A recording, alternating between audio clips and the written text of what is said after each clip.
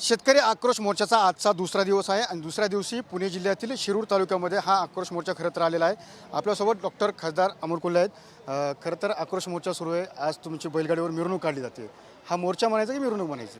नाही, यामध्ये एकूणच या संपूर्ण भागामध्ये एक फार महत्त्वाचा प्रश्न होता बैलगाडा शर्यतीचा आणि या बैलगाडा शर्यतीवर जवळपास 7 वर्ष बंदी होती। अखिल भारतीय बैलगाडा संघटना असेल, बैलगाडा चालक मालक असतील, या सगळ्यांची ही आग्रही मागणी होती आणि बैलगाडा शर्यत ही सुरू करण्याचा शब्द हा 2019च्या निवडणुकीच्या प्रचारात दिला होता आणि आज बैलगाडा शर्यत माननीय सर्वोच्च न्यायालयाच्या निर्णयानं सुरू झालेली आहे आणि बैलगाडा शर्यती संदर्भात प्रत्येक वेळी संसदेमध्ये जी आग्रहाची भूमिका मांडली या संदर्भामध्ये हे सर्व हा जो बळीराजा आहे याची कायम एक पाठीवर शाबासकीची थाप आहे। त्यांच्या नजरेत त्या गोष्टीविषयीचं कायम कौतुक आहे आणि त्यामुळे अनेकदा हा मला आग्रह केला जातो बैलगाडीमध्ये बसण्याचा। दुसरा दिवस आहे, मात्र शेतकऱ्यांचा कशा प्रकारे प्रतिसाद तुम्हाला मिळतोय? शेतकरी प्रत्येक ठिकाणी आज सकाळी आपण बघत असाल तर केंदूरमध्ये जवळपास 80% शेतकरी हा दूध उत्पादक, कांदा उत्पादक आहे। पाबळमध्ये मोठ्या प्रमाणावर कांदा उत्पादक आहे। हा संपूर्ण पट्टा हा फार मोठ्या प्रमाणावर कांदा उत्पादक शेतकरी वर्गाचा आहे आणि या सर्वांना हा जो निर्यात बंदीचा फटका आहे या प्रत्येक शेतकऱ्याला बसलेला आहे। त्यामुळे प्रत्येक शेतकऱ्याच्या याच भावना आहे की ही निर्यात बंदी उठली पाहिजे। निर्यात बंदी उठली पाहिजे का नाही? कांद्यावरची कांद्याला भाव मिळाला पाहिजे का नाही? हा जो प्रतिसाद आहे हा सर्वसामान्य शेतकऱ्याचा आवाज आहे। खरं तर मंत्री अनिल पाटील यांनी तुमच्यावरती असा आरोप केला की सेलिब्रिटींना पहिल्यांदा निवडून दिलं जातं, मात्र सेलिब्रिटी हा राजकारणात यशस्वी होऊ शकत नाही, त्यामुळे लोकांच्या अनेक तक्रारी देखील वाढतात। कोणी मंत्री? अनिल पाटीलजी। माननीय मंत्री महोदयांना मी खरं तर ही विनंती करेन की आपण संसदीय रेकॉर्ड जर बघितला तर इतर पक्षांमधले निवडून आलेले सेलिब्रिटीज आणि माजी संसदीय एकूण आत्तापर्यंत आदरणीय शरदचंद्रजी पवार साहेबांच्या मार्गदर्शनाखाली झालेली कामगिरी ही जर आपण बघितली तर मला वाटतं यामध्ये त्यांचा जो जर काही गैरसमज झाला असेल तर तो लगेच दूर होईल। कारण पहिल्याच टर्ममध्ये 2दा संसदरत्न पुरस्कार असेल, पहिल्याच निवडून आलेल्या टर्ममधल्या देशातल्या एकूण खासदारांच्या क्रमवारीत 3रा क्रमांक असेल, बैलगाडा शर्यतीसारखा प्रश्नाची जी मांडणी केली ती मांडणी असेल, त्यानंतर नॅशनल हायवेच्या माध्यमातून एकूण 19,500 कोटी रुपयाचे प्रकल्प आणणं असेल, इंद्रायणी मेडिसिटी असेल, हे सगळे प्रकल्प मी जर कुठे कमी पडत असेल तर मला वाटतं अनिल पाटीलजींनी मार्गदर्शन करावं, मी त्यातही सुधारणा करेन।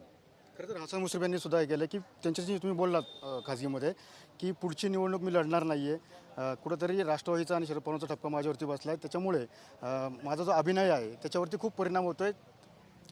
हे बघा, या संदर्भामध्ये ही साधी सरळ गोष्ट आहे की माझी कोणतीही माझा कुठे साखर कारखाना नाही आहे, माझ्या कुठल्या साखर कारखान्यावर कुठली चौकशी नाही आहे, माझ्यावर कुठली ईडीची चौकशी नाही आहे। माझं चरितार्थाचं जे साधन आहे ते माझं कलाक्षेत्र आहे आणि हे दोन्ही टाईम डिमांडिंग प्रोफेशन्स आहेत। जेव्हा तुमचे मोठे नेते तुमच्याशी चर्चा करतात कसं काय चाललं आहे, त्यावेळी ही 100% ही गोष्ट येते की ह्या दोन्ही टाईम डिमांडिंग प्रोफेशन्स आहेत। छत्रपती संभाजी महाराज, छत्रपती शिवाजी महाराजांचं जेव्हा चरित्र हे पुढच्या पिढीपर्यंत सांगण्यासाठी जो वेळ द्यावा लागतो त्यामध्ये वेळेची नक्कीच ओढाताण होते आणि ही गोष्ट मी जाहीरपणे प्रत्येक वेळी मान्य केलेली आहे। खरं तर सरकारच्या विरोधात बोललं जातं की अनेक प्रकल्प हे परराज्यात नाही, मी यामध्ये एक फक्त पळवलं add करेन की आणि मात्र देवेंद्र फडणवीस यांनी आज महाराष्ट्र राज्यामध्ये किती गुंतवणूक केली याचा आज आढावा लेखाजोखा मांडला आहे। यातून नेमका किती रोजगार होणार आहे याचा सुद्धा आढावा मांडा, तो रोजगार हातात मिळावा ही महत्त्वाची गोष्ट आहे। आणि इतके सन्माननीय मंत्री महोदय जर या शेतकरी बघा, अनेक मंत्री महोदयांनी आपल्या शेतकरी मोर्चाची दखल घेतली। तुमच्या सगळ्यांच्या वतीनं माननीय मंत्री महोदयांना एवढं सांगू इच्छितो की आमच्या मोर्चावर टीका करण्यापेक्षा आमच्या शेतकऱ्यांच्या कांद्याची निर्यात बंदी उठवण्यासाठी वजन वापरा। आणि हीच माझं माननीय मंत्री महोदयांना म्हणणं आहे की हे शेतकऱ्यांचे प्रश्न आहेत।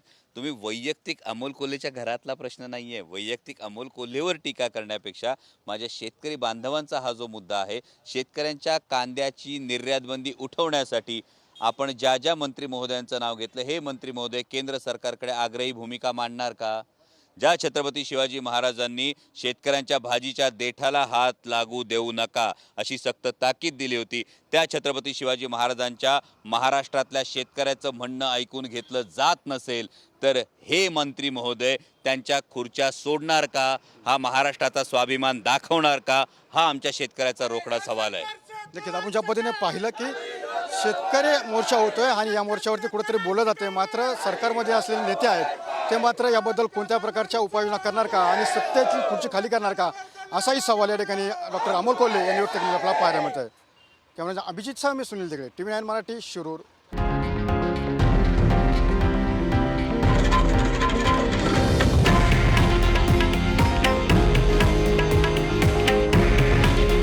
हे आहे देशातील नंबर 1 न्यूज नेटवर्क आणि आपण पाहत आहात TV9 मराठी. काळजी तुमची, हित महाराष्ट्राचं.